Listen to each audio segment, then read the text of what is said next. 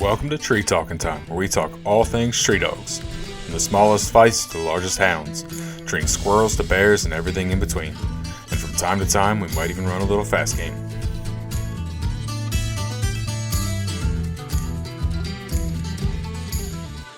Good evening. How are you? I'm good. How are you? Pretty good. Yeah, just hanging out for the afternoon. I went out, took a little walk this morning, and I saw. some sheep hunting, and got a nice ram this morning. Nothing with big horns and nothing. Got a pulled one actually this morning. Got one of them cull ones. No, actually, Get him out of the funny thing is I just hopped on Go Wild and I saw it.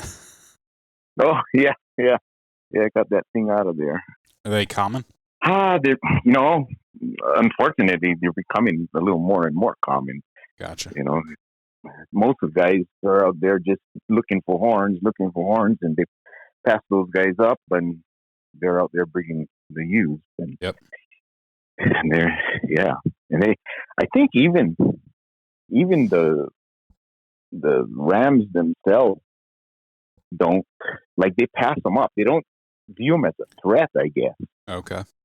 Because they don't see those horns. Mm-hmm. And that's just our kind of observation, because we've seen them, like a couple of weeks ago. We were out there and they were rutting pretty hard and or fighting, and so all the horned rams are out there fighting, and the cold ram is over there breeding the ewes, and it's like it's like they don't, by the time and sheep are quick. By the time the other rams notice what's going on, it's too late. These are bred that ewe, and I don't know. We see that a lot. Pole genes are it's a strong gene. Yeah, and then some areas they get kind of deformed, like they'll grow this tiny little, like Princess Leia kind of hair horns, real tight curls and pretty ugly looking. Gotcha. They're unique, something to look at, and they eat as good as the rest do. So there you go. That's not really a problem. How's everything going over there? Oh, pretty good. Yeah, I enjoy listening to your podcast. Well, good. I'm glad. Yeah, I like that whole mountain cur or cur dog kind of series that you got going on. Yeah. Fun to hear all those people. A lot of those people not a lot, but a few of those people I've talked to and I've met. And, like Robert, I've met Robert. Okay. Stacy and the Bargers are like family. I knew when he said that about sending dogs to Hawaii, like you came to mind because I knew you had Bargers. Yeah, so I'm the only guy here. I just kind of chuckled. I'm like, I at least know one of the guys if you've sent them to more than one. No, I'm the only guy that he sent them to. Okay. And it's actually quite a kind of a cool story on how I met them. And my wife and I were going to Nashville for the National Wild Turkey Federation conference, the big conference, the once a year one. And I'm into dogs. I'm just into hunting with dogs. I got a few hog dogs here. I got a couple of bird dogs. I just enjoy watching dogs work and listening to dogs work, and I used to subscribe to Full Cry, and I when that before we got over to that to Tennessee, I looked, and went through some of the ads, and I called and I emailed, and this is when email first was kind of starting. Yeah. And so I tried to email. I emailed a whole bunch of different breeders that were advertising in Tennessee, and with the hopes to maybe here in Hawaii nobody has any cur dogs, or now they do, but I've never heard of a Feist. I never heard. I've never seen one here. I never saw a true mountain cur dog. And I wanted to, hopefully go and see somebody. Well, I called a bunch of different breeders over there that was in the full cry, and people who were doing the columns, and whoever had phone numbers. Well, Bill Barger was the only one that called me back. Oh, wow. He's the only guy that called me back. And we went over, and, they're 2 hours out of Nashville, 2.5 hours. We made it a point to drive over there, met Bill and Miss Rita for the first time, went around, looked at all the dogs, just spent a couple hours just in the afternoon there.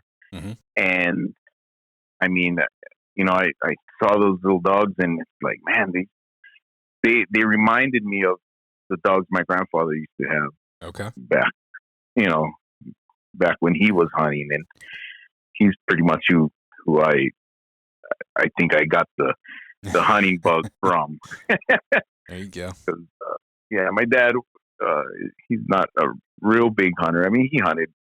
I mean, everybody here hunted at one point. It was a subsistence thing too, right? Yeah. But yeah, it just reminded me of those little dogs. We call them poi dogs over here. They're just a mixed bred dog. They got, who knows what in them. And, I saw those dogs, and I was like, man, those are cool dogs. I'd like to get some.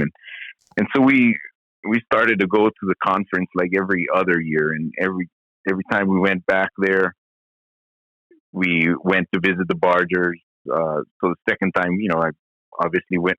Mr. Barger took me out squirrel hunting and got to see how the dogs work and what all of that, and they've just the family has just become like our extended family over there. I mean, they're just really right on kind of people. I mean, just down to earth, and Bill was like an encyclopedia, like Stacy said in that podcast. He, if you were talking with him, he would for sure. I mean, he knew everything about all of these dogs. He knew.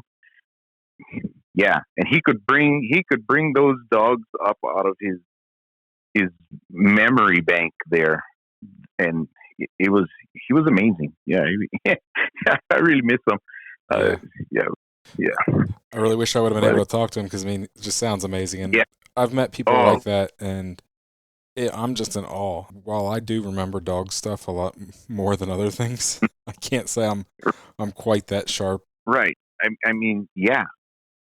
I can remember a lot of them, and I can remember, like even when you were talking with Robert and who was the other guy that you were just talking with, and they were naming out these names, Savage's Cody and all of those what are those other the little Feist that are the River Run dogs. Okay. Yeah. Right.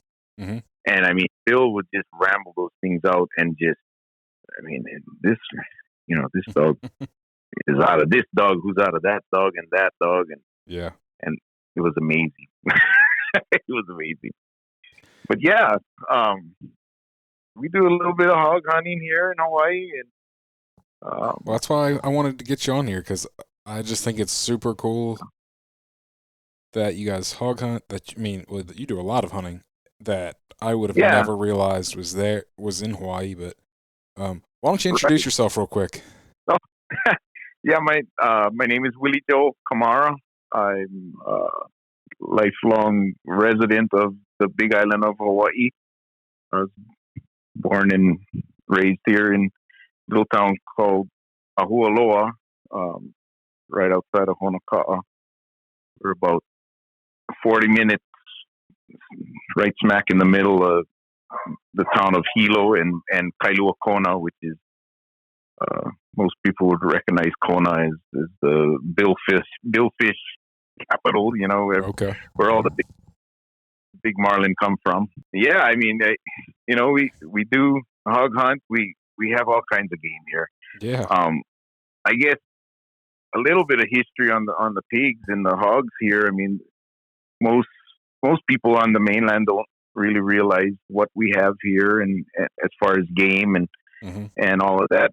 Yeah, because all we see are beaches and coconuts and coconut trees. Yeah, right. And right, well, the luau's, like, you flip to an infomercial about Hawaii, we're not seeing any sheep and goats and hogs.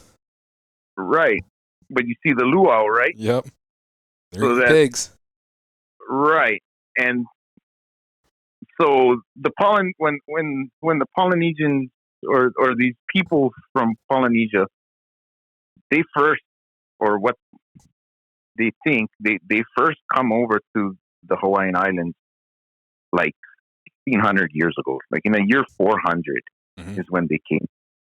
They've had those voyages where they left Polynesia and down there in the Marquesans and stuff, and they come out here, and when they came, they brought these pigs with them. Yeah. So a lot of these pigs, or these pigs, go back, and they have done genetics on them, and they have confirmed that they are still descendants of those pigs that came over with the Polynesians. They're a part of their culture. I mean, there was nothing here before man was here. There was nothing here really for them to eat, so they had to bring all their food with them. There was a bunch of little birds and just trees and forage, but there wasn't much here. We don't have any native mammals here, except the only one is the bat and the monk seal. Interesting. There's only, not the only one, the only two actually. I knew there was very limited, but I didn't realize it was that limited. So these pigs have been here since the Hawaiians have been here. I mean, before they were even called Hawaiians. And they're part of the culture. They're obviously sacred to the Hawaiian culture. They dance in their hulas and their prayers and everything. That they were, the pigs are all part of that. They're in their religion and culture, I guess. Cool. The easiest way for me to explain it. Yeah. And I mean, obviously they went loose in the forest and went out and started living there. The rest of the mammals, like the sheep and the goats, the deer there's access deer on Maui and Molokai and Lanai. That came later. That came after the Captain Cook, after Western man. Okay. Came. Well, funny, you were talking about just the Polynesians bringing pigs. Even Europeans, as they traveled the world, they carried sheep, goats, and pigs, and they would drop them off on islands around the world because they're very prolific. They can live on almost anything. And that way, when they came back from wherever they were going, they could stop and have a food source. Exactly, and that's exactly what happened here. Yep. They brought these animals here. Same with the cattle. The Vancouver came over. He brought some cattle, gave it to the king, Kamehameha, and the king actually put a kapu, which is like nobody could harvest them. Okay. It was for him, and that was it. And they raised them up right here on this island. Actually, is where they first dropped them off, and sooner or later they became, like you say, they're pretty prolific. So they were, running through the forest and lands, and there was hundreds or thousands of them, and that's where they had to kind of go and get some Mexican vaqueros to come over and help teach them how to pretty much be cowboys, and that's where the Paniolo started, right? That's awesome. But yeah, I mean, there's a huge ranching history here in Hawaii. It's funny. I went to school for beef production, and I never knew that there was cattle in Hawaii until I went to college. And we in school, like my professor was like, "Yeah, one of the largest beef farms in the nation, like this, is actually in Hawaii." And I was like, "Wait," and it wasn't only me. Like, there's a bunch of us. We're like, "Wait a minute, there's cows in Hawaii." Once again, we go back to this idea of it's just this tropical paradise. That's all it is, and there's nothing else there. Right. It's volcanoes and beaches. Right. Most people don't, associate Hawaii with cattle, but we have Parker Ranch, who's on this island, and at one point it was the second largest privately owned ranch in the United States. I mean, it's gotten a little smaller now. They sold off a little bit of property here and there, but yeah, it's a huge ranch. It's over 100,000 acres. I mean, it's a big ranch, and there's hogs, there's sheep and goats and cattle and everything all out there, all on those ranch lands. Cool. But yeah, I mean, I grew up in this little town, and it wasn't much for us to do, and I mean, it was an hour drive to go into Hilo or Kona if you wanted to go watch the movies or anything. We had a little theater in town here that showed one movie only on the weekends. Yeah. And sugarcane was the major thing here. It's what everybody worked at the sugarcane plantation and everything. And that's kind of where I started. Really hunting hogs is in those sugarcane fields. Yeah. And sure, those sugarcane farmers hate them. Yeah, well, I don't know if they really hated them. I mean, they damaged a bunch. A lot of the hate for these animals have become more and more as of lately. I mean, these animals were part of, when there was a big strike back in the 50s, and I mean, these people lived off of these hogs and these animals that were out there, and they traded, and some of the guys, not everybody hunted, but people who hunted would go out and catch pork and deliver to the people in town. And I mean, it more and more as of lately, it seems to be where people just have this hate for them, but it seems like that's kind of man-made almost. Yeah.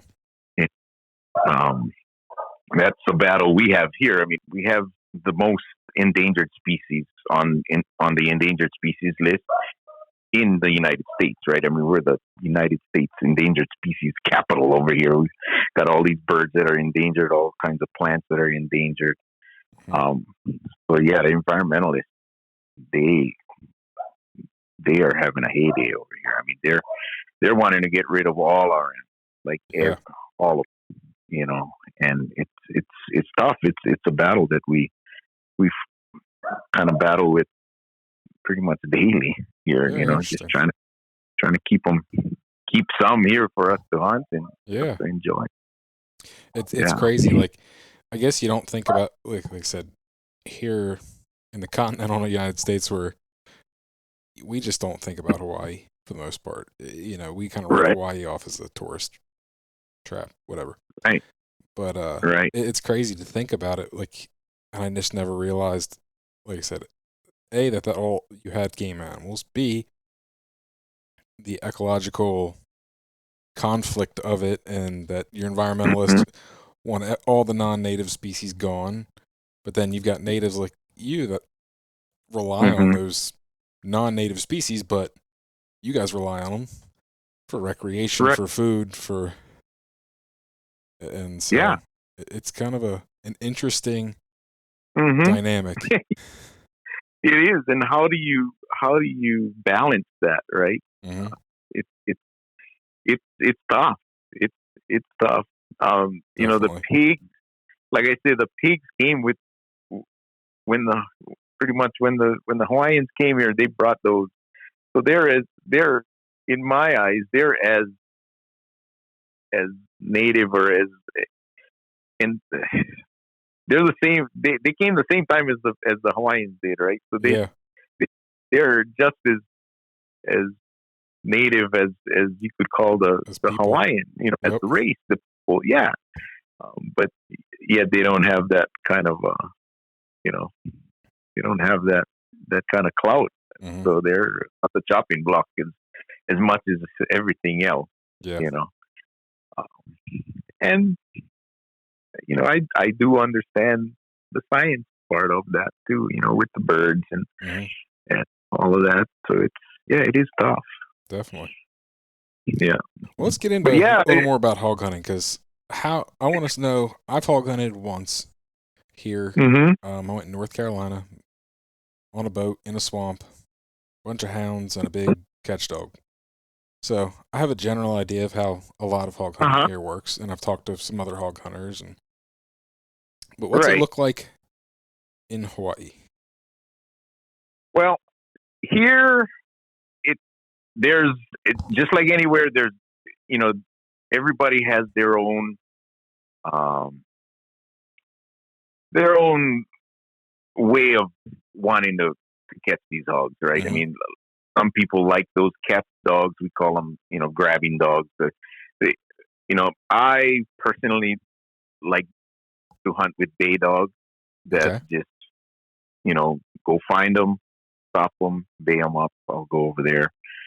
I hunt a little bit in the ranch land, so it's open country where we can get a rope on them and pick and choose which ones we want to kill. Okay. We don't necessarily kill everyone that we bay up. Mm-hmm. We castrate up the boars and you know, and then, but yet there's those thick lush forests that we hunt in also. Um, and sometimes the bay dogs don't do quite as well. You need kind of a rough, uh, like a real gritty type bay dog Mm-hmm. works best in those forests. Those Okay. hogs are hunted. They're hunted hard. There's somebody hunting them every week, sometimes multiple times a week. Right? I mean, multiple Wow. days. There's a lot of hunters here, Mm-hmm. So you get a and lot of pressure. they get pressured. They run. The one thing I hunted in Tennessee with a friend there, and the one big difference that I see is like over there, when you hit a sow and her babies, they'll all bunch up together, stay there, and like protect their babies from the dogs. Mm-hmm. Over here, the babies are like, you're on your own, man. I mean, They scatter. those sows are gone. Yeah, they scattered. I mean, they like, yeah, they don't they don't Interesting. protect the baby. They get out of there. It's almost like, we can make more, so Mm-hmm. I'm out. Um, so I grew up with Catahoula's. I raised Catahoula's for a few years. I'm pretty much all out of them right now. I don't have any Catahoulas. I kind of changed over to these Barger dogs, and I got a couple of Bargers. And I started. A friend of mine got a little Jag Terrier Okay. Jip over here, and he was wanting to try, and so we crossed that Barger onto that Jag Terrier, and those we did that cross twice now, and then took some of those babies and crossed it on another one of his friends' hunting dogs, which is just a poi dog, pretty much just a Okay. mixed bred Heinz 57 Yeah. kind of a dog. But they're doing really well. Cool. I'm really liking them. The Barger dog got the drive and the hunt, and I mean, of course, the Jag Terriers are like little Tasmanian devils, right? Yep. I mean, those things. I mean, they're nuts. I mean, they are tiny, but they are about as gritty as a bulldog. I mean, they are gritty. I've talked to a few people about them here lately, and they're just more dog than I would want, at least at this point in my life. Yeah. I mean, they're cool little dogs. I mean, and they're really kind of pack oriented, if that's the right way to say it. Like they're good in your kennel with your dog. Yeah.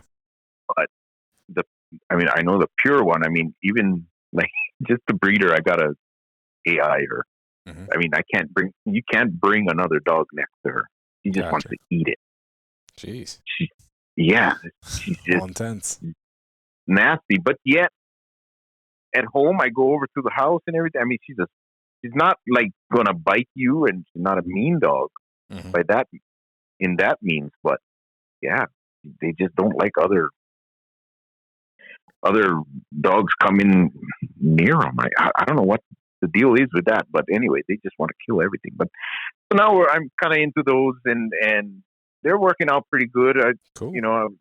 Guys I hunt with still have some Catahoula's and just some other crosses, and it's all good. And like I said, it don't matter breed really for me. It's as long as they go out there and bay a hog, and I get to hear them barking in the forest, or out there in the field. I love it, and same with coon hunting or squirrel hunting over there. I mean, I enjoy it. Basically, we got to walk. There's not a lot of roads to go run roads and stuff. So most of our hunting is all day walking. You get up, you drive for an hour and a half, get to the forest that you're going to go hunt in today, and get out and just start walking. There's a few trails that like you got the main trail that you walk up, and then you just make circles off of the trails and stuff like that. The forests have a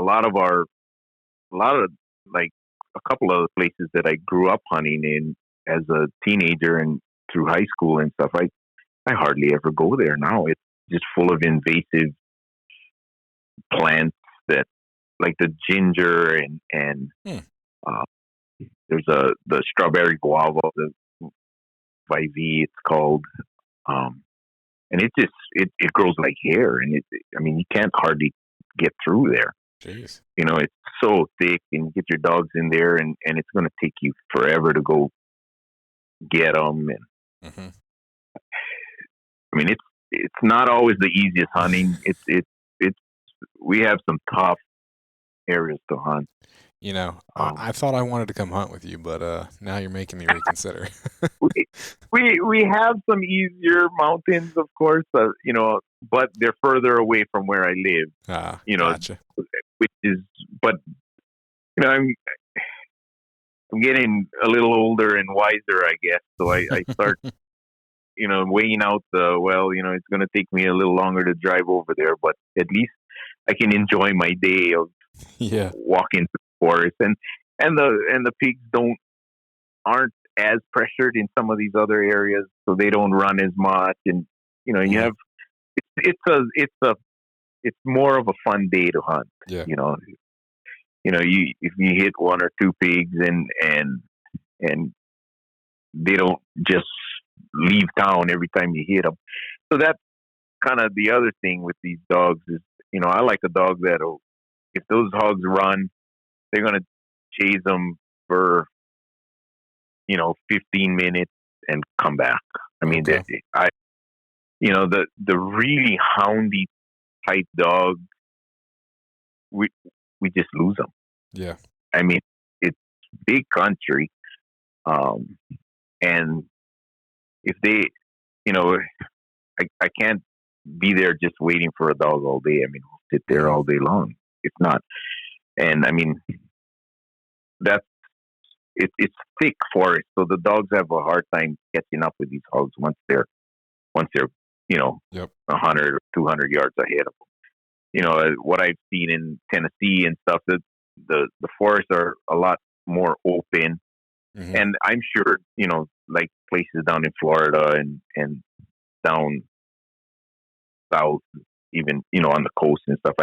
I know that there's places that are as thick, if not thicker than ours, and I'm sure those guys have the same kind of theory behind that, because I mean, it's nice. So we like a silent dog also. Okay, I was going to ask you that. Like I said, those open dogs.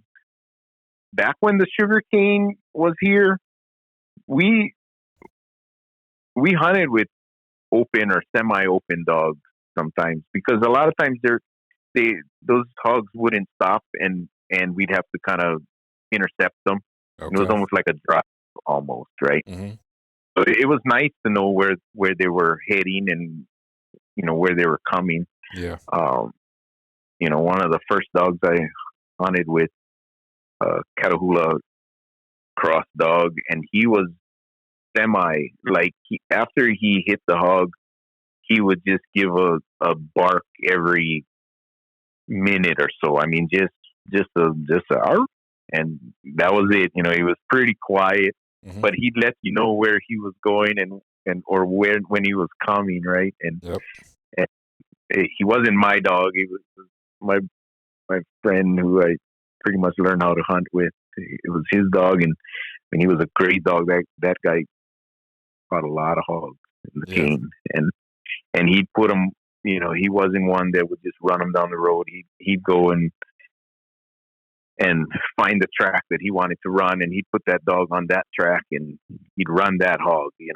And nice. He didn't catch them all the time. I mean, most of the races ended up, missing the opportunity to.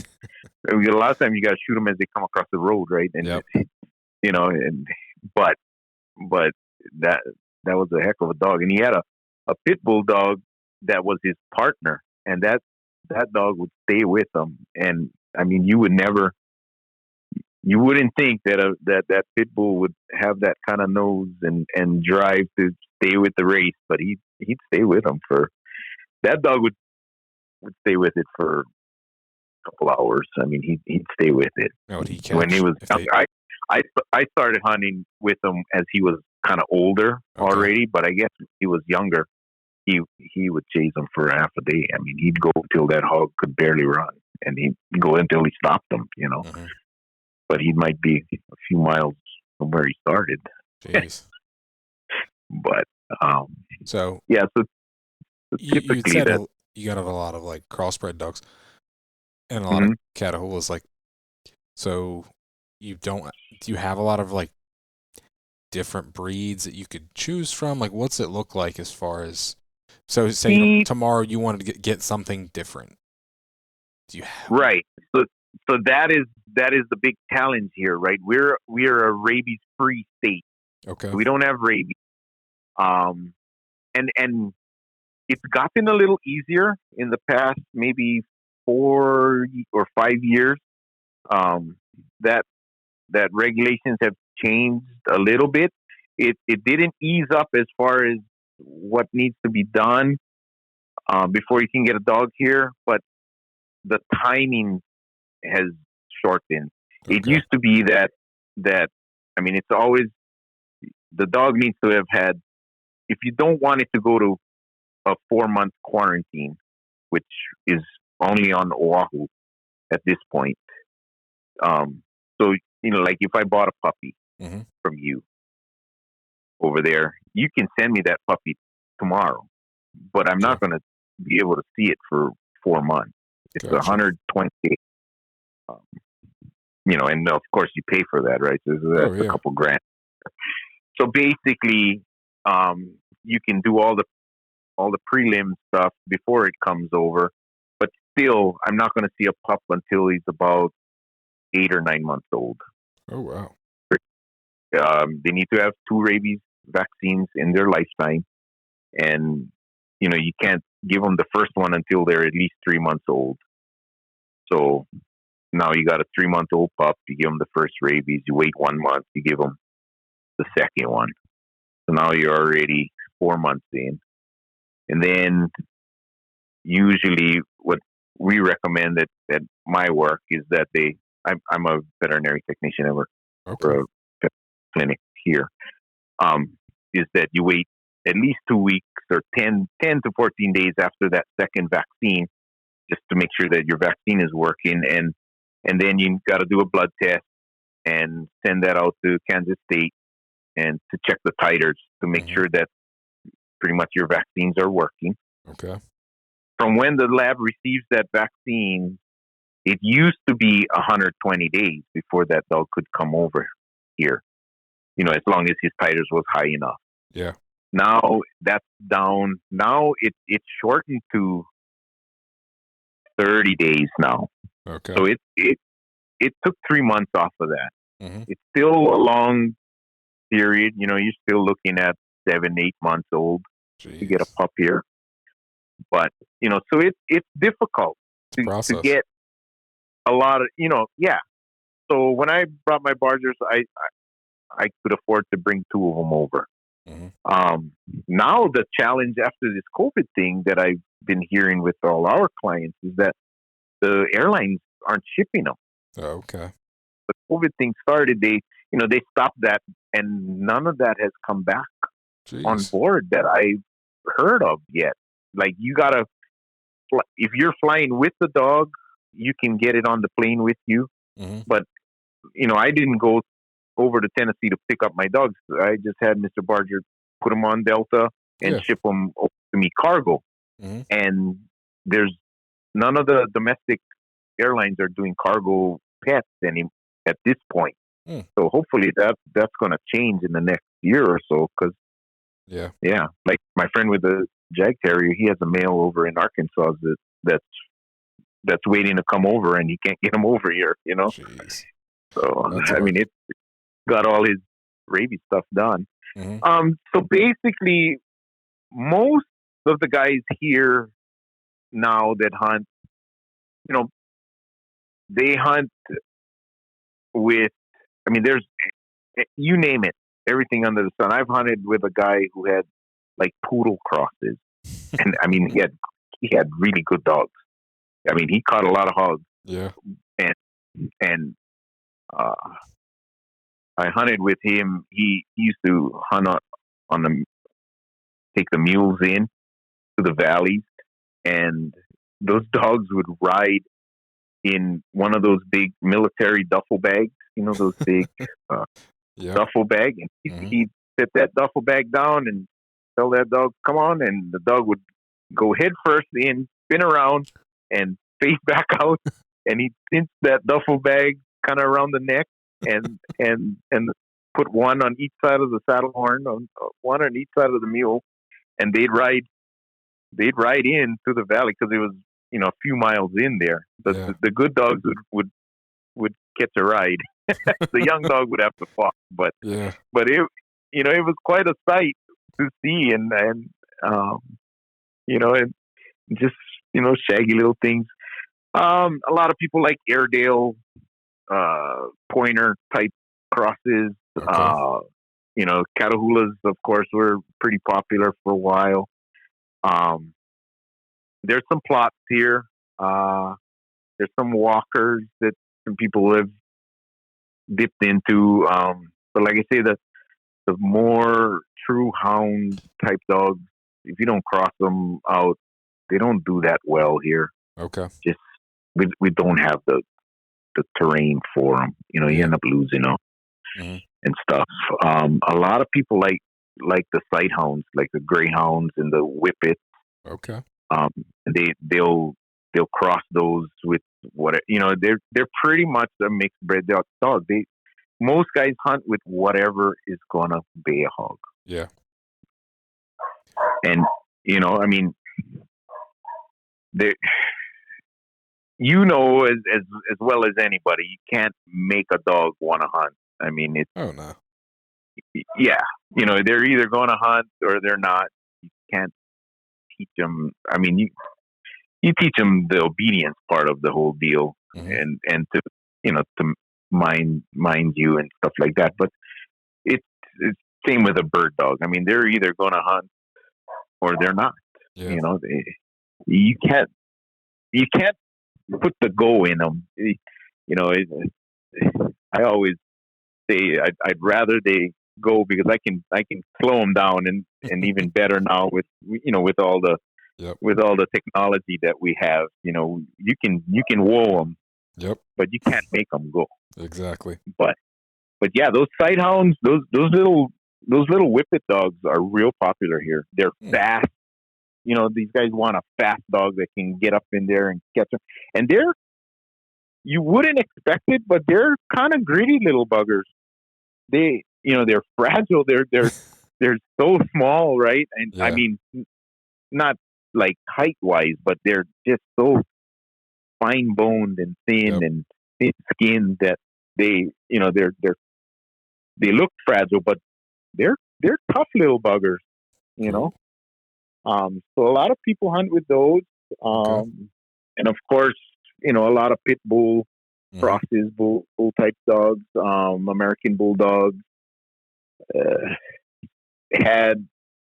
There was a bunch of people who were trying those, but then those are kind of big, right? So now they don't get through our thick stuff too easily, and it's hot and muggy, and so they don't do quite as well in the heat and stuff. But I mean, the cowboys that work on the ranch and stuff, I mean, they hunt with whatever their stock dogs are, right? Heeler and border collie crosses, and whatever will go, whatever will bay a hog, pretty much is what people use over here. It sounds like it sounds like Hawaii is very similar to like Australia and New Zealand. I mean, which you have a lot of similarities with being islands and having a hard time getting dogs. But it sounds like it's very similar. Yeah, very similar. I mean, the pigs in New Zealand are the same pigs as the ones here. I mean, it's the same people that, it's the same people that 1,600 years ago were exploring the world on their little canoes, and they did the same thing, right? They settled over there in New Zealand and stuff. So if you look at our hogs, they're not. We don't have, in general, we don't have the 300-pound hog. Okay. A good sized boar hog. Your average big hog is in the 250 range. 250 is a big hog. That's still over here. Average is like 180 to 200, 230. But our hogs have teeth compared. I mean, our hogs have long cutters. I mean, long teeth. And that's all my friends who come over here and from the mainland. They're like, man, look at the teeth on those things. I mean, they just grow the teeth. Wonder why that is. I think it's a breed thing. Okay. I think it's just because you look at those hogs in New Zealand, they got that teeth too, right? I think it's a breed kind of a thing. Gotcha. And those bigger hogs are probably a lot older than the 200-pound hog in Tennessee that's been eating all the acorns and corn that he wants, right? I mean, and those hogs over there in Texas and stuff, a lot of them have a lot more recent domestic influence, right? Of the more domestic type pigs, and that's the only thing that I can think of that I think it's just a breed thing. And I mean, our hogs have big teeth. I mean, they have upwards in the 4 or 5 inch tusks. Jeez. I mean, I'm not kidding. Yeah, and then some of that, like in the forest, you will have some that, I mean, I've seen them where they just curl all the way back and get back into the jaw. It's like on the backside, and that's because of what they eat. They eat those tree ferns, and it just kind of rots the wethers off of the top one, and that top, the tusk on the top is like the sharpening stone, right? Yep. And if that's not there, then bottom ones will just continue to grow. So those get broken off or rot in, and so those bottom teeth start to grow a lot longer, and they just don't line up right, and so they don't get wore down like they're supposed to. Gotcha.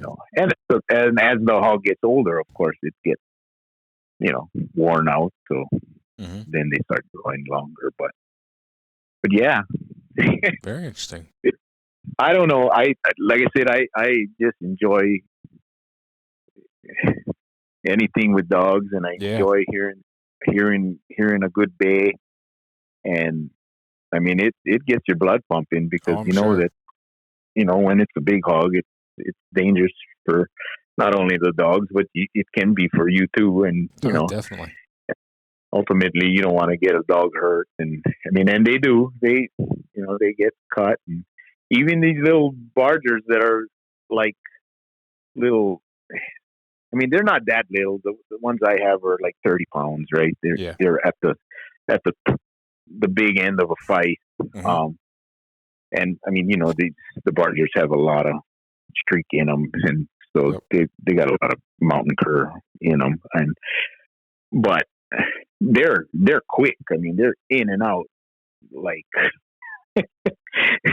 like you can't hardly catch those things if they don't want you to. Yep. They'll be right there, and you reach down, and they're like 8 feet away from you, like in a single leap. And they're like that with those hogs. I mean, they'll get in there, they'll bite them to stop them. When that hog turns around, they'll get in the front of them and just bay them. And as soon as he even thinks of making a move at them, they're out of there, right? They don't like to get caught. Oh yeah, and they're smart enough. Yeah, they don't like to get caught. There's some Kemmers here. There's a guy who brought in a bunch of Kemmer dogs, and they do well too. They're a little bigger dogs than what I have, and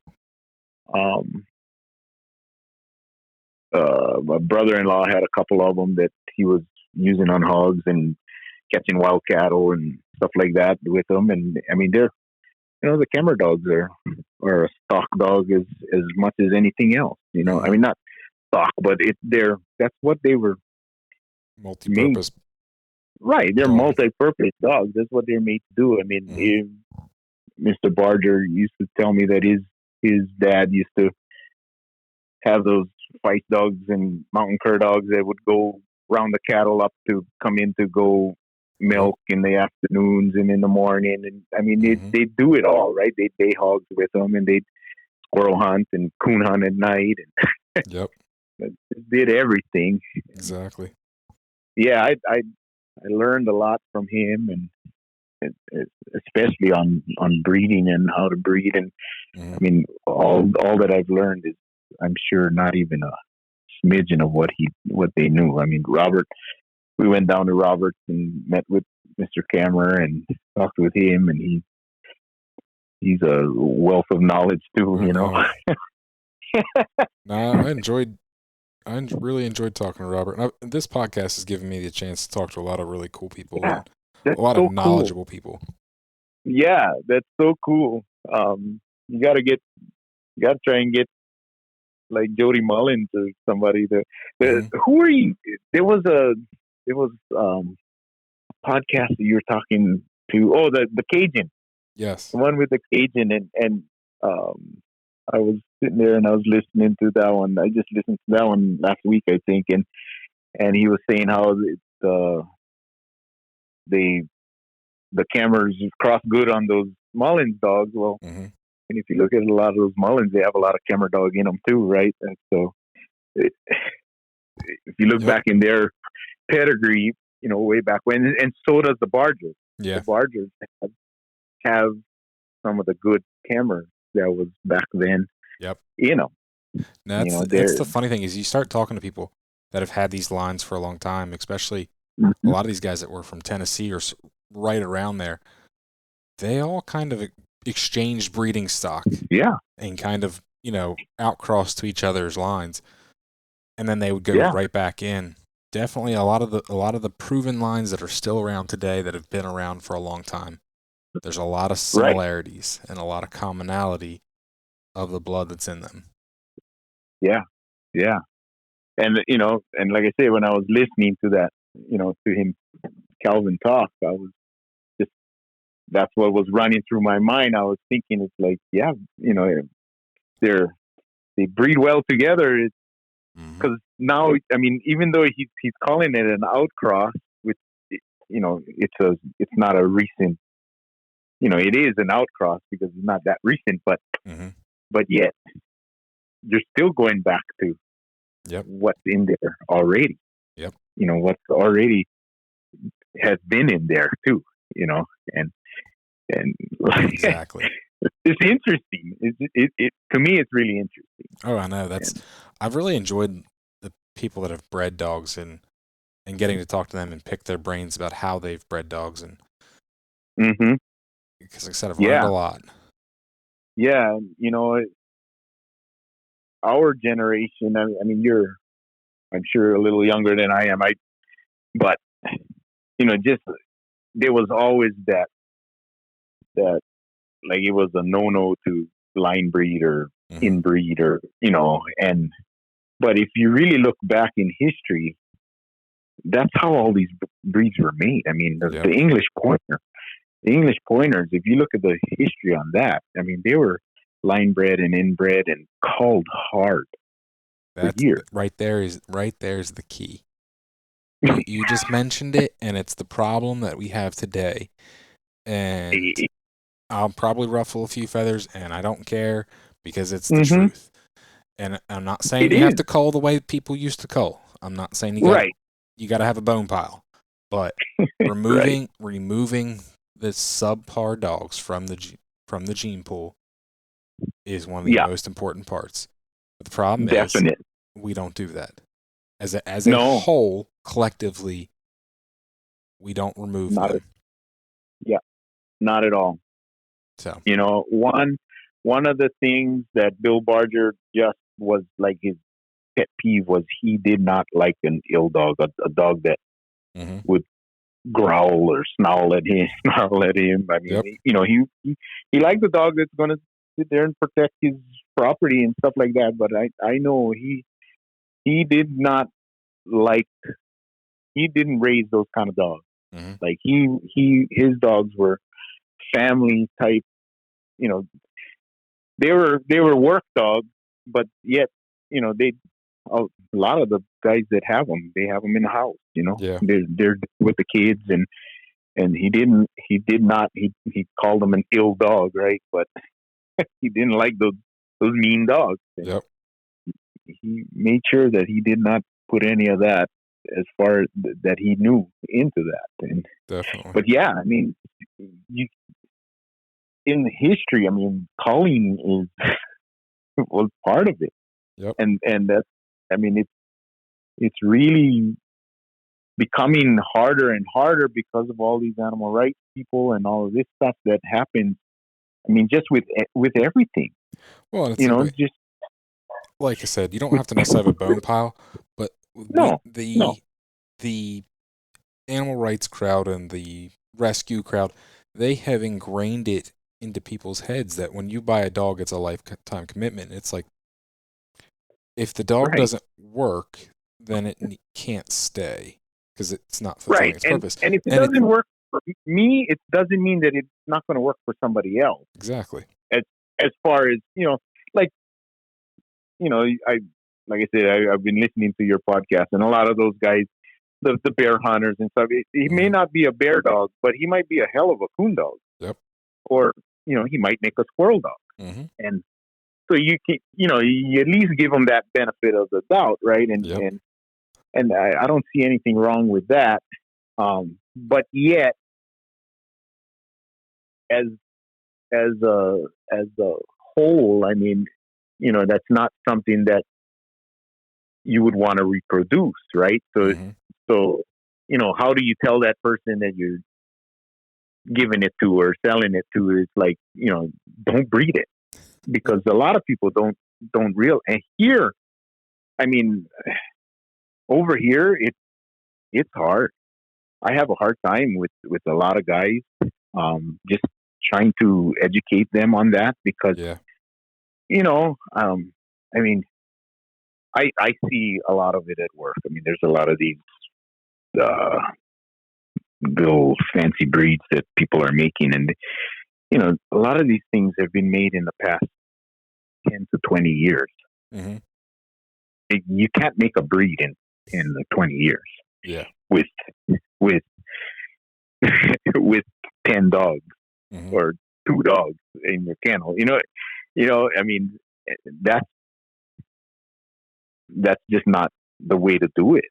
Yeah. And it's hard. I mean, we see a lot of defects, but yet these people are paying upward in the $3,500, $4,000, $5,000 for a puppy for these things. So when they get them, they're thinking they're going to breed it and sell a few litters of puppies for $3,000 too. And how do we as an industry, tell these people it's like, this may not be a good one for breeding. I mean, you're going to make a great pet and all of that, and without hurting their feelings and just totally, exactly. it's rough. We battle with this all the time. Just talking with my boss about this, and not even about dogs. It was about some cattle. Okay. Just yesterday. Now, how do we tell these people? Out of curiosity, you said with the importation of dogs and of anything being so hard, do you guys do a lot of AI, like importing semen? Yes, we're starting to do a lot more actually.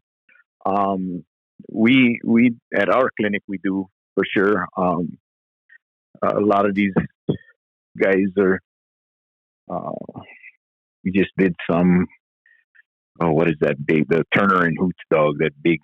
Dugo de Bordeaux. Yeah, one of those dogs. We just did one, just kind of lately too, and I mean, like I say, we see a lot of cool dogs. A lot of people have really nice dogs here. Don't get me wrong; it's not that they're all breeding these crooked-legged dogs, but it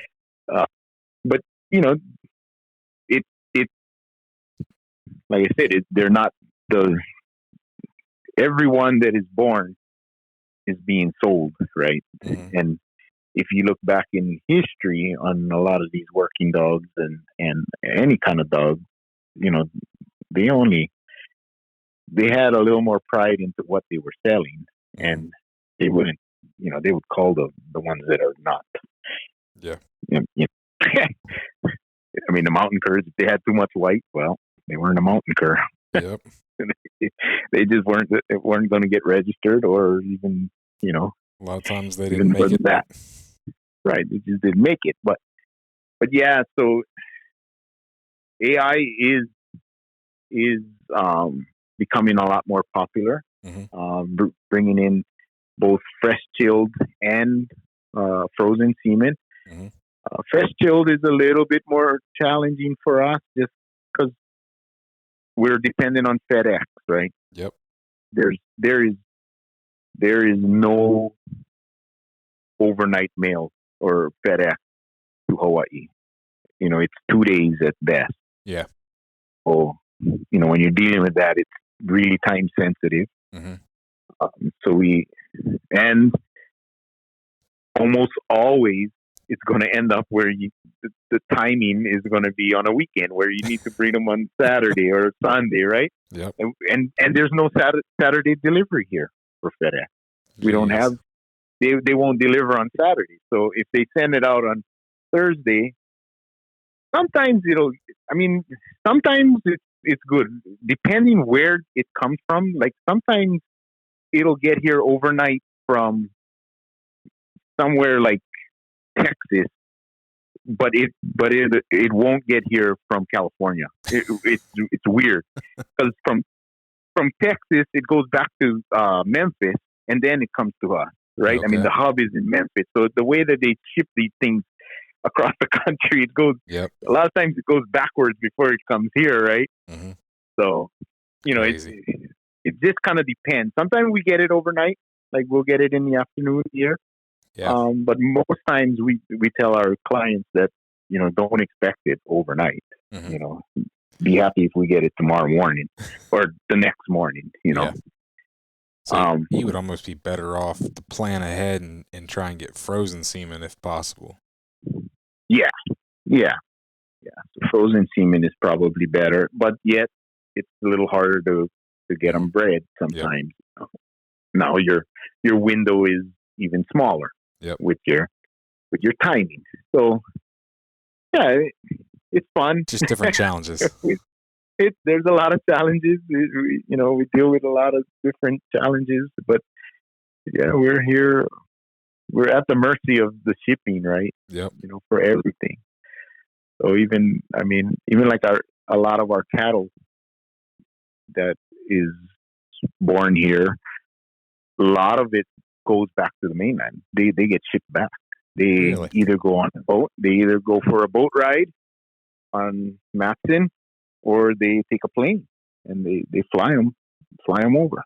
Interesting. So yeah, a lot, and these are the weaners. So they send wean cattle back over there to the mainland, and then they'll go through the motions over there, and raising up, and then going on to the feed yard and stuff like that. But crazy, it's wet here. We cannot really grow the grain and stuff here, so all our feed, everything is imported. Yeah, so it's expensive. Getting worse and worse, with all these fuel charges. That just boggles my mind, like how that pencils out to make anything profitable and makes sense. Well, as far as the cattle ranches go, they do not. Sorry, I can't say they do not feed, but it's a very minimum that they ever feed. We have grass all year long, pretty much. Oh yeah. I mean, now when it's the drought time, like now, yeah, they're squeezing, but they're not out feeding. Throwing bales of hay out in the wintertime like how they would do in Wyoming and Montana, and we always have feed on the big ranches. So as far as the feed bill part of it, it's pretty minimal. Okay. Of course they feed a little bit when they wean, and get them, because basically when they wean, they feed, get them kind of acclimated to eating the feed and stuff, and then they're going to go on a container and take a trip over to the mainland, right? So gotcha. I mean, so the feed bills are kind of minimum. Okay. They're generally not feeding a bunch of cattle over here. Interesting. But yeah, it can get quite expensive. Dog food is expensive. I mean, I don't know what you guys pay for a bag of dog food over there, but it's the cheap stuff is like $30 over here. So right now, I think sticker price on a bag place I get is like $39.99 or something like that. Yeah. So it's probably about the same then for the little better dog food, right? I mean, not feeding friskies anymore. You can buy cheap dog food for probably about $20 a bag. Right. Yeah, like a bag of dog chows, I think 20, somewhere in the neighborhood of $20. Yeah. See, so here it's about 20, 26 or 27 over here. Gotcha. The last I looked for that stuff, like easily a couple bucks more. Yeah. But yeah, I mean, then you get into the real fancy stuff. It's like $100 a bag, like the science diets and the IM stuff like that. It's like how it's great if you have one little beefy in your house to feed, but you got a bunch of hounds there. You got a kennel full of dogs, and they go through a bag a week. That's kind of rough. Definitely. Yeah. it's a challenge living here in paradise. Definitely, but it sounds awesome. Like I said, my wife and me, we've been talking about coming to Hawaii for, Yeah, you guys it's gotta come. one of those big trips that we want to make, probably maybe for like a 10-year anniversary or something. And Yeah, I told her, I said, when we go, I said, I'm going hog hunting. And she's like, are you serious? I said, yeah, because we'll probably only go to Hawaii once or twice ever. So. Right. So Well, you got to come to the Big Island. You got to come to the Big Island to do that. I mean, you can hog hunt on Maui, and Maui has some guys over there, but for the most part, the Big Island, Hawaii Island itself. Yeah. I mean, it's a big island. It's bigger than what most people imagine. Yeah. You know. I have a friend in Tennessee who thinks that if the volcano starts erupting, you can only run down to the ocean, turn around, and run back up. I know he doesn't truly think that, but he teases me about it all the time. He's like, get down to the bottom. What are you going to do? He says, he's always getting on me about season hogs with the hair burned off from the volcano, and like, man, not that small. Yeah. But yeah, it's awesome. It's a big island where it takes you all day to drive around it. Okay. Yeah, and most people who come are kind of in awe, and if you're kind of the outdoors type person, I mean, we might not have the Waikiki beach that is 2 miles long of white sand, but we have, nice beaches here to go to. But we have the big mountains and a lot of big country to see, and every island has its own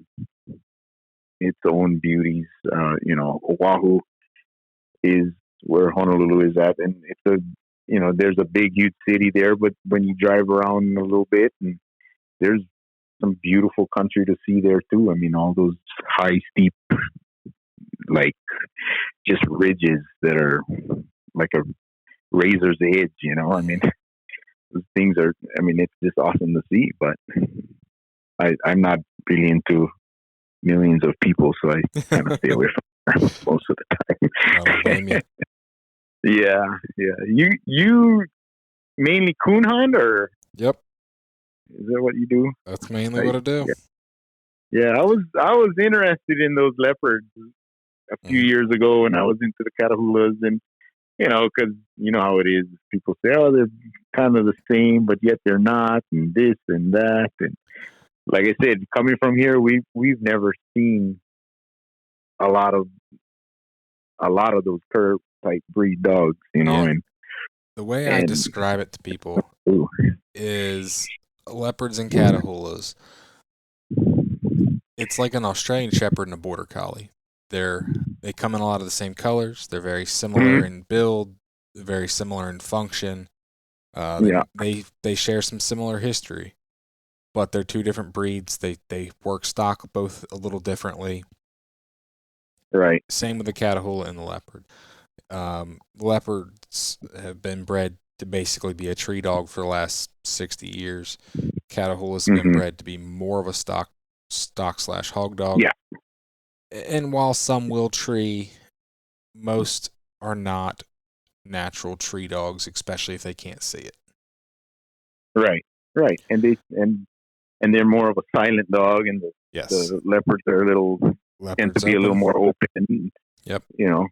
Yeah, like I was telling you the other day, I went and hunted with that guy in Kansas, and man, I can't for the life of me remember his name, but it would probably be Dennis Pruitt. Yeah, that's who it was. That's what it was, Pruitt. And we went out one night with him and kind of walked around it. His dogs are huge, but his dogs look like those dogs that I used to see in the pictures in Full Cry, from Mr. McDuffie. Yep. But man, that thing had a mouth on him like a Walker Hound. I mean, he just had that he had that big mouth, Yeah. He sounded like the other one. We hunted with two different dogs that night, and they both sounded the same. I mean, they went over across a little creek over there, and they treed over there, but we never could get to them. We couldn't get across the creek, and I don't know. We just went for a short time. My son was in bowling, and I took him over to Kansas for a bowling camp kind of a thing. And I said, hey, let's go meet this guy, right? I mean, that's my MO, right? I go somewhere, it's like, hey, let's go meet this guy. Try and call him and see. And he's like, yeah, that'd be cool. So we went out with him that one night and stuff. Like I said, we went down to Arkansas on that same trip and met this guy, Mike Paul, who Mr. Barger had introduced me to, and he's a heck of a guy. I learned a lot from him, and he's got some good dogs. He's got Bargers. He's got some mountain cur dogs, but he's just a hunter. He doesn't breed. He breeds when he needs a litter, and he would get a dog or two or a pup or two from Bill, and and same thing. I mean, they didn't always make it, but the ones that did, they were great dogs. I mean, he squirrel hunted and coon hunted with these things, and we had a blast with him. I've been down over there with him a couple of times, actually. Cool. How many times have you been over here and hunted? A few times. Like I said, I've hunted in Arkansas twice with Mike, and hunted with Dennis in Kansas that one time. My wife and I actually, I mean, like I say, when I say we're like family with the Bargers, we bought a piece of property across the street from them over there. We don't have a house yet, but we bought 5 acres just so that we can have as our retirement. There you go. Somewhere to go and visit. We love it over there. I swear I was born in the wrong state. I should have been born somewhere in the South in about probably 50 years ago or before I was born, but it's just not in the right era over here. But out of curiosity, do they call you rednecks in Hawaii, or do you got another? I don't. No, not really. I guess they would call me a redneck. Because you kind of sound like a redneck. If we were, I mean, if that's what they called us, that's exactly what we would be for sure. We're nothing fancy, that's for sure. We're fortunate to live here and call this place our home, and just as much as anybody anywhere else, pretty much. Is the way I see it. But, no, and you do a lot of hunting, that's for sure. We would be the rednecks of this place for sure, the hillbillies, I guess. Ain't nothing wrong with that. No, not at all. There should be a few more million of us. Exactly. I think in this country right now, we're hurting, I think. But yeah, it's fun. We hunt a lot. We archery hunt. I bird hunt. So the archery hunting mainly for the sheep and those Spanish goats that we have here. Yeah, no, it's fun. I mean, I enjoy meeting people and talking with people, and just through my dogs and my hunting, I made so many friendships. Yep. It's just amazing. You wouldn't think. I mean, we're way out here on our own. It's not like we can get in the car and drive to Arkansas or drive to Montana. We gotta get a expensive plane ride over to wherever we go, and to be able to have met all these people, and I can't say that I've met too many that I don't enjoy talking to, and I've made so many friendships through these dogs. It's unreal. And it's funny. I'm like, me and my wife start talking about going somewhere, like I said about Hawaii, and I'm like, where do you want to go? And she's like, let's go, last summer. We went down to Tennessee. And at that point, I hadn't really started the podcast, but I still went and talked to somebody. The one night I was gone for like 4 hours or 4 or 5 hours. Right. I went to a guy's house, met him in person. We'd talked on the phone. I saw his dogs, and we stood there and for about 3 hours and talked. Yeah. And I think if I went back, I could probably not do anything else but visit with people that I've met through dogs now, and especially the podcast. Oh yeah. I mean, and there, I mean, in Tennessee, you're over there in that Crab Orchard, Harriman, Crossville area. I mean, pretty much like Robert and Bill told me that first time that I went over there. He's like, you can put a stake in the ground and run a string 50 miles radius around there, and that's pretty much where them Feist and mountain cur dogs were made. I mean, for the most part, right? I mean, all those people there, all the big time mountain curs were started in that area during the Depression, right? I mean, that's where it is. So, yeah, you go down there, you're gonna be able to talk for a month. With all kinds of people. There's so many good people. Tim Cosby, like I was telling you, down there in Alabama, he's a stand-up guy. He's really a nice man. And like I said, he makes a heck of a turkey call if you're in the turkey hunting. He makes some good turkey calls. We got some turkey calls over here, and yeah, and even with turkey hunting, I never turkey hunted growing up, and that's how a lot of this relationship started with these people on the mainland, was because of that Turkey Federation conference that we had. I was hunting on a ranch pretty steadily, a local place over here, and Rob Keck, who was the main guy in the Turkey Federation at the time, he and a couple of friends came over to go turkey hunting, and they asked me to go pretty much guide them on the ranch. And I, like I said, I'd never turkey hunted besides going out at night and shooting them out of the tree as a kid, right? We've never called a turkey or anything here, but I mean, we got tons of turkey. We got great turkey hunting. We have Rio Grandes here. Okay. But and that started a whole different avenue there. I got into turkey hunting, and it's fun. I mean, it's you do a little bit of everything. Else. Yeah, something else to do. Yeah, it is. We do a little bit of everything. Like I said, I got a Brittany, and I got a German short hair that we upland bird hunt with, and enjoy doing that. And and I don't know. For me, like I said, it's all about the dogs. I just, whether it's a good pointing dog working or a hog dog or whatever. Or what I love to do on my bucket list is go on a bear hunt, a hound bear hunt. Like listening to those guys in what was it, North Carolina? Yeah.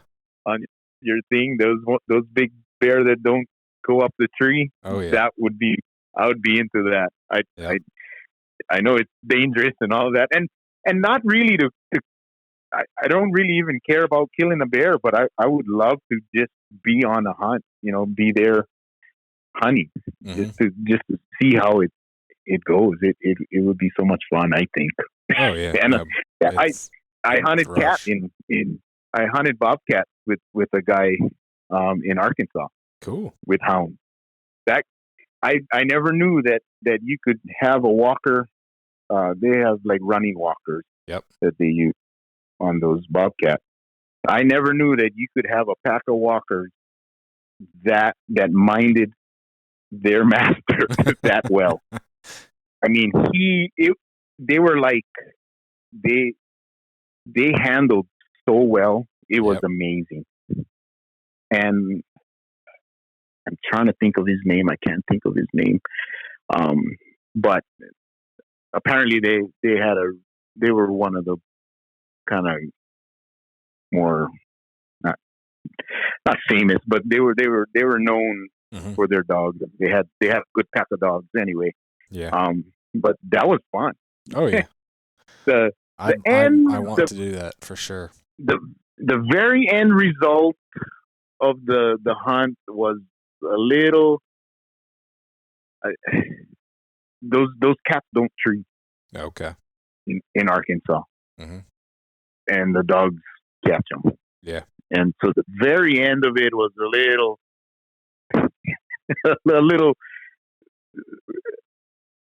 not real sporty, I guess. Yeah. I mean, so we never really could get to the cat. Gotcha. When they were still alive, right? Mm-hmm. But man, those dogs, they were. It was awesome just listening to the race, and I mean, they chase us through those briars for a couple hours before they finally get them, right? I mean, just doing circles and circles. But down there, they don't tree. Mm-hmm. He said that they rarely go up a tree. Yep, is what he told me. And it was a lot of fun, and they do it at night. Definitely. And there's so many different things to hunt with dogs, and that's part of the reason I like doing this. Is I've had the opportunity to talk to a lot of people and been invited a lot of places, and I hope to make it everywhere, because just to see how different people do things. Yeah. You can take things. I'm not a cat hunter, but maybe I might pick something up, or I'm not a hog hunter. Yeah. But, you pick something up from somebody. For sure. Just, I mean, if nothing else, just how they handle them or anything. I mean, like I said, I mean, Glenn was his name. Glenn would, like, when he's like, they're just messing around, or they're not gonna run this one. And he took the horn of his truck like 3 times, and I swear in 5 minutes all them dogs were in the box. Yep. They were back. And I was like, wow. Yeah, I mean, I can't hardly do that with my dog.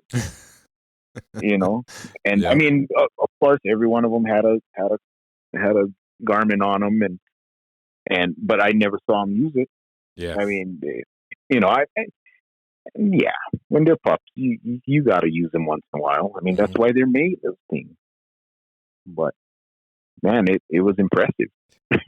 I just talked to some mounted fox hunters, the huntsmen, that actually take care of the hounds and are in charge of the hounds. And they have the one guy, his pack of hounds that he has, he's got roughly 80 hounds. They take like 40 to 60 dogs out. And he's like, I just got 10 T5 collars. He goes, before that, we had 1 Garmin collar. He goes, went on 1 dog. Otherwise, nothing else gets a collar. And he's like, we rarely lose dogs. Wow. I was blown away. Like, yeah. Amazing, yeah. Yep. And I'm like, I got 3, and I can't get the 3 to do what I want all the time. Right? Yeah. It's crazy. Yeah. But a lot of it has to do with how much time you have to spend with them, and how much boot leather you wear off out in the field, because you can have the best dog in the world, and if he never gets out there to see the game that he's supposed to hunt, he's never going to be any better than the kennel he's sitting in. Exactly. And unfortunately, most people have a real job, and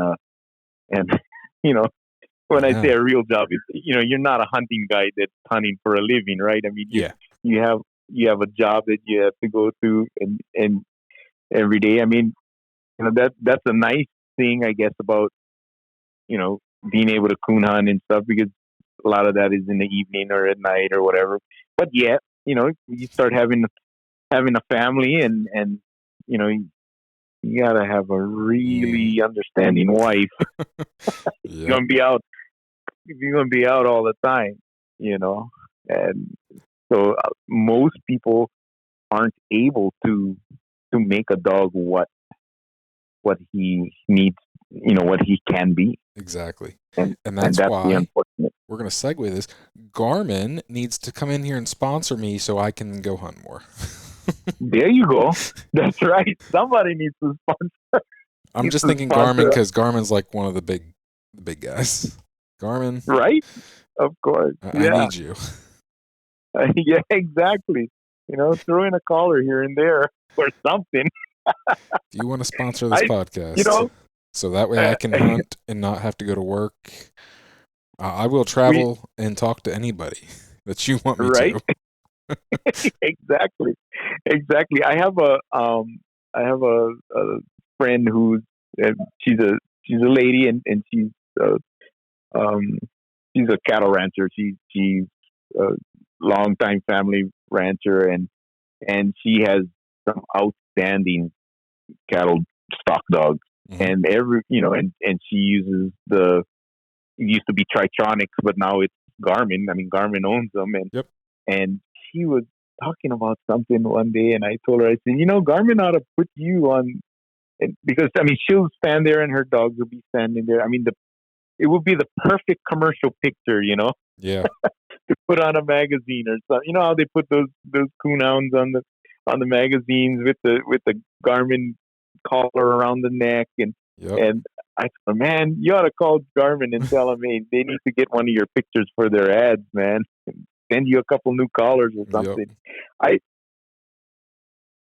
Talking about Garmin, I still run the DC-30 collars. Really?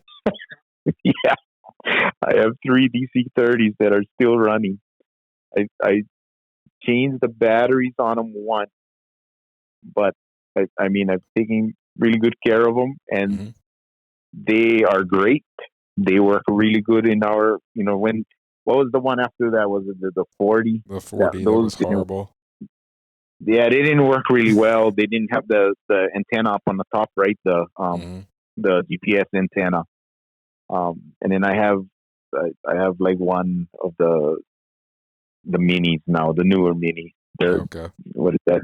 P5 or whatever, P5 mini or whatever it is. But yeah, I still run the DC-30s.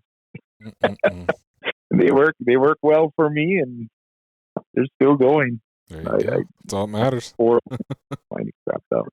Yeah, it doesn't matter. But yeah, again, I enjoyed listening to your podcast, and well, I appreciate it. And thanks for calling and talking with me. Thanks for. It's a lot of fun. I recognize a lot of those dogs that these people were talking about, with the squirrel dogs and all those things, and it brought back some memories of sitting there in Mr. Barger's house just listening to his stories. Yeah. Now he sounds like a great guy, and I've heard it from a few people now, and I wish I would have got to talk to him, and that was the thing. Like, granted, I've been involved in squirrel dogs and for about 10, 12 years, so I got started with mountain curs, but I didn't have a reason to call these people, so I wasn't gonna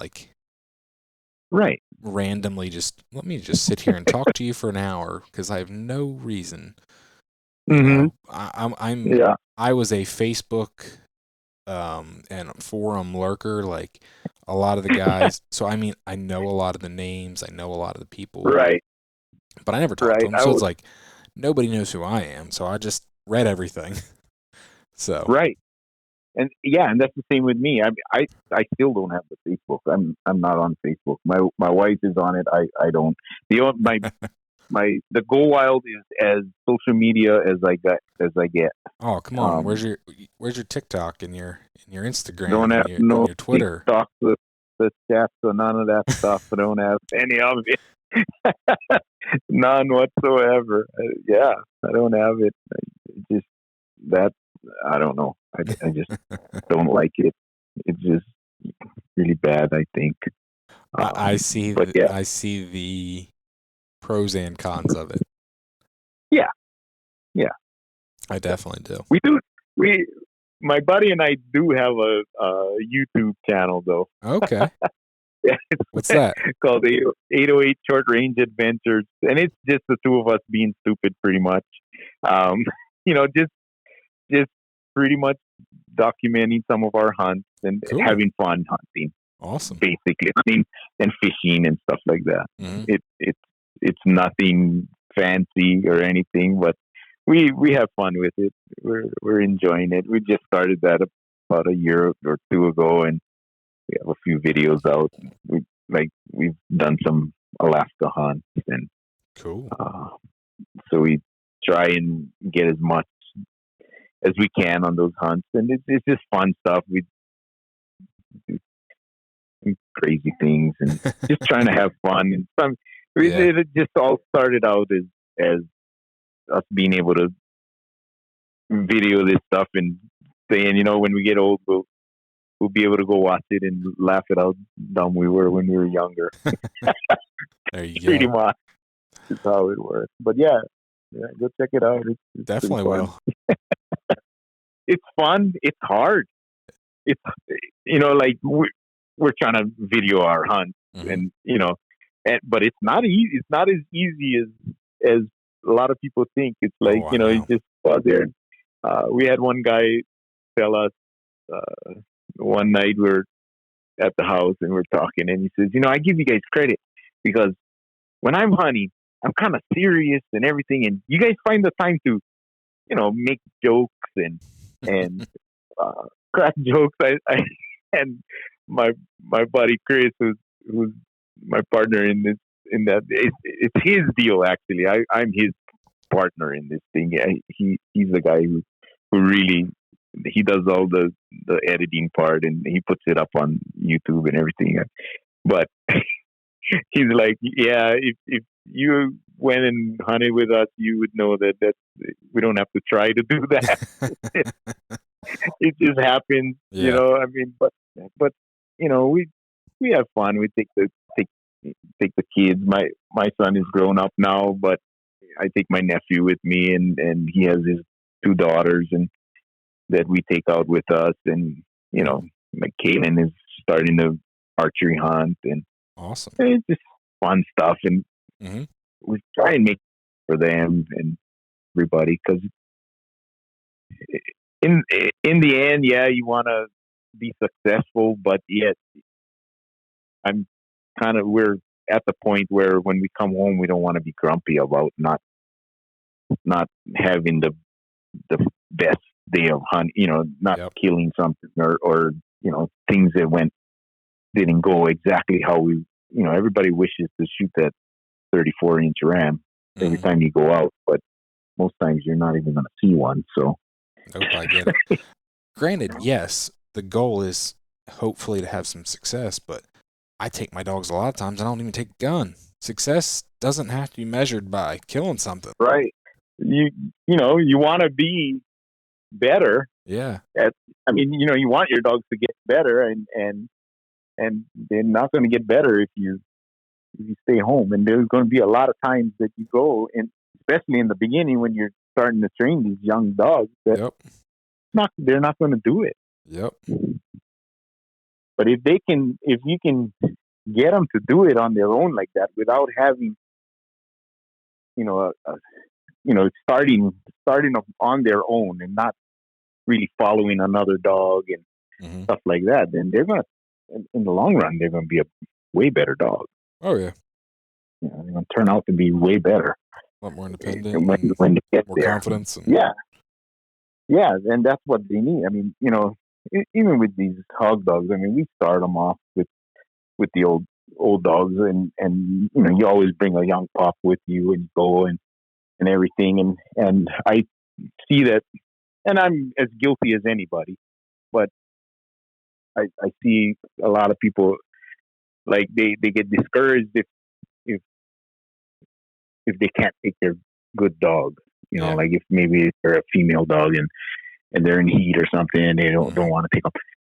But it's like, take those pups out. The ones that are started and they know what they're doing, or they kind of know what they're doing. Yeah, you might go out a couple times and you're not gonna be successful, but in the long run, sooner or later that old dog is gonna either retire or somehow be out of the game, and you're gonna have to depend on those younger dogs.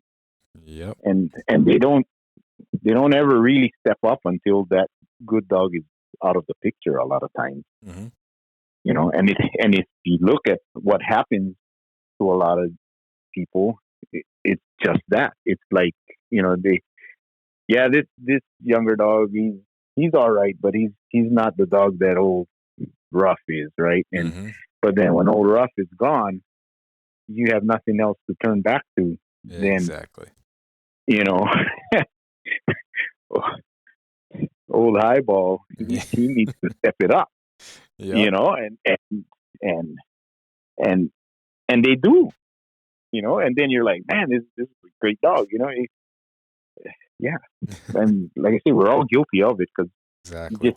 you have that feeling like we always want to be successful, and then, or we feel like, if we only take the young dogs, they're not going to be able to learn because they cannot find their own pig, or they cannot find their own coon, but it's like, sooner or later they're going to have to.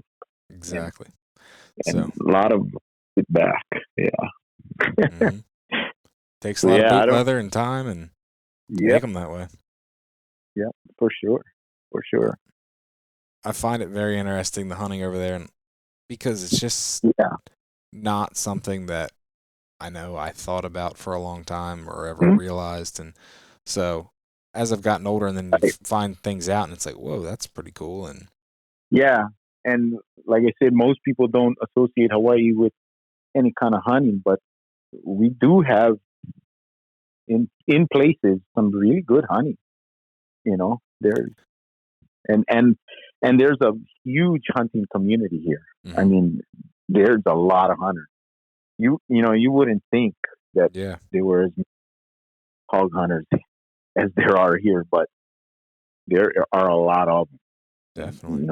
We're dodging people all the time, and would not have guessed that. I thought you were one of maybe a handful. No. I wish I was one of a handful.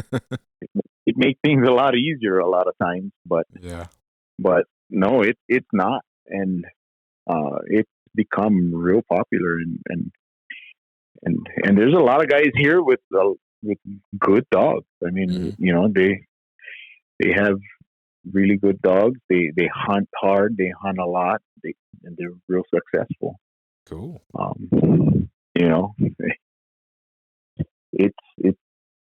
It's fun. A lot of people like it. Once you get the bug, I guess that's it. Definitely. You're hooked, and that's the thing. They don't quit. There was a time when we thought, it's a fad. These younger guys, they're gonna kind of they'll start getting into the harder times where they're not getting too much, and they'll just kind of lose interest in that. But so far, that hasn't really happened. Unfortunately for you, huh? Yeah, I mean, it's good. It's good because I'd much rather see these kids out there hunting and chasing pigs around than doing the plethora of other stuff that they could be getting themselves into trouble doing. Yep. So, it's the same everywhere. Definitely is. All the bad things over there are here too. So we're not naive to that. But it's been fun talking for sure. No, I've really enjoyed it. Talk again. And for sure, when you guys come over, give us a call and we'll get you out somewhere. Heck yeah. So and if I'm ever up on the East Coast over there, we'll have to get together for sure. Definitely, let me know. You can find me on Facebook and Instagram at Tree Talking Media. And until next time, keep them talking in the timber.